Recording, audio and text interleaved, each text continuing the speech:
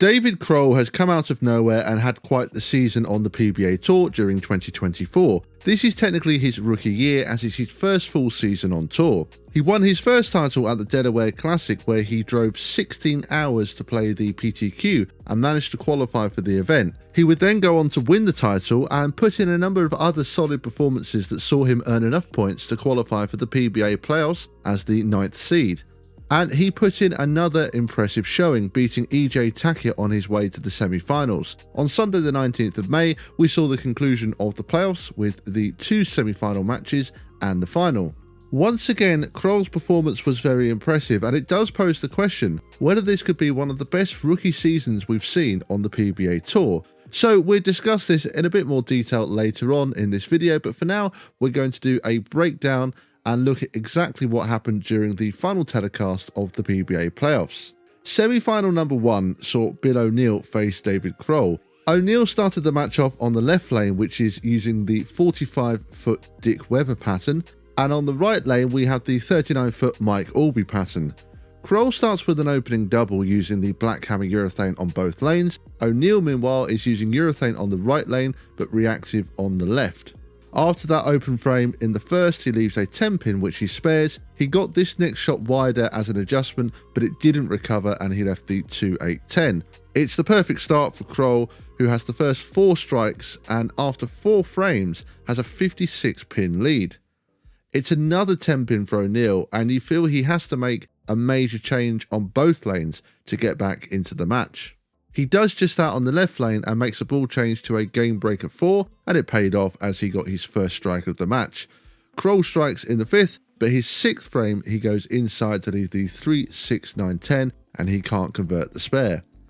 He does have a 50-pin lead still, but it does give O'Neill some life, especially after he throws 2 more strikes out of the commercial break to cut the lead to 30. David Krol responds after his open with a double, both of which were light hits, but it's another weak 10 for O'Neill on the right lane, and that will pretty much do it for this match as Krol strikes in the 9th and he advances to the final match. Now let's find out who he's going to play as we head to semi-final number 2, where it's Jesper Svensson versus Kyle Troup. Troup is going with reactive on the left lane and has an opening strike. Svensson is of course going with urethane on both lanes and strikes in frame 1, but leaves a 7-pin which he misses. Now, we have seen some struggles from Svensson on TV recently, mainly a lack of carry that's been plaguing him, but it's also been a long while since he's actually won a singles title as well. So this single pin miss isn't a good sign early on.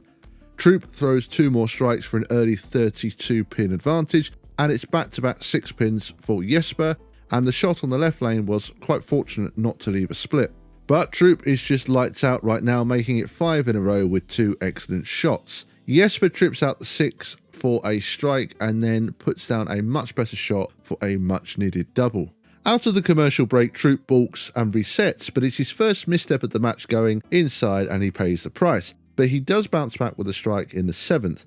Svensson just can't really get going still as he goes light, leaving the 3-9. Troup then leaves the 10-pin which he misses as it looks like the ball hit his leg on the way through, and afterwards does seem to be in some discomfort as he goes inside on the next shot. But now suddenly this match has completely changed and Jesper now has a chance to win by striking out. He puts this shot way wide, but somehow it comes back to strike, and then he strikes again in the first shot of the 10th. But this is the crucial shot now, and it's flush in the pocket, and he just needs 9 pins to shut out Troup, which he manages to do.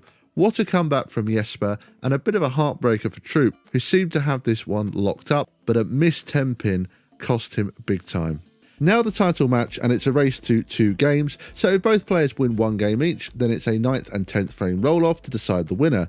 They also reeled the lanes for this match as well. Jesper definitely looked a lot more dialed in compared to his first match. Throughout game 1, Krol struggled particularly on the right lane as he kept going light.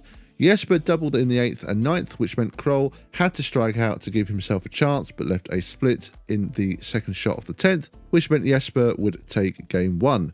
Now the pressure was really on Krol, but he responded incredibly well. But by the 6th frame in game 2, things started to go wrong for both players. Jesper left the big 4, and Krol then left the exact same split in the 7th frame on the same lane. So it seemed the lanes had definitely started to transition at this point. Both players were using urethane and they were pretty much stuck in urethane and couldn't really make the change to reactive this late in the match, so they both really had no choice but to stick with it and try and make some minor adjustments. Jesper's next 2 shots showed that his shot really has gone, and now it definitely is advantage Krol, but there is still pressure on him as Jesper gets all 3 strikes in the 10th, which means Krol must get a mark in the first shot of the 10th. But he handles the pressure perfectly, throwing a strike, and now we will have a 9th and 10th frame roll off, and you would say Krol definitely has the advantage as he just has a better look than Jesper right now and does get to choose the starting order and the lane he'll finish on. Krol strikes in the first frame of the roll off and Jesper goes light, leaving a 9 pin.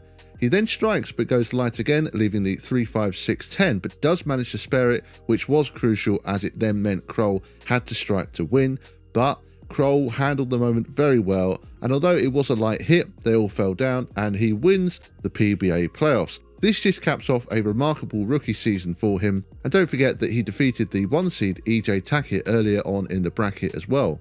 Overall, this has been a dream season for him. He made the decision to go full-time on the tour this season, and he's had to qualify for the tournaments through PTQs, and he's walked away with 2 titles.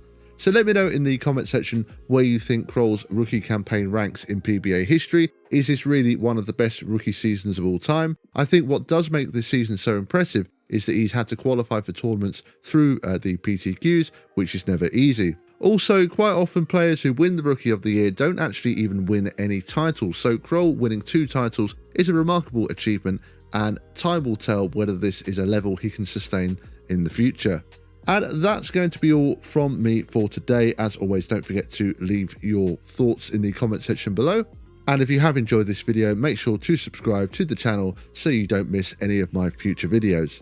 Thank you all for watching, and as always, thank you bowling fans, and see you all next time.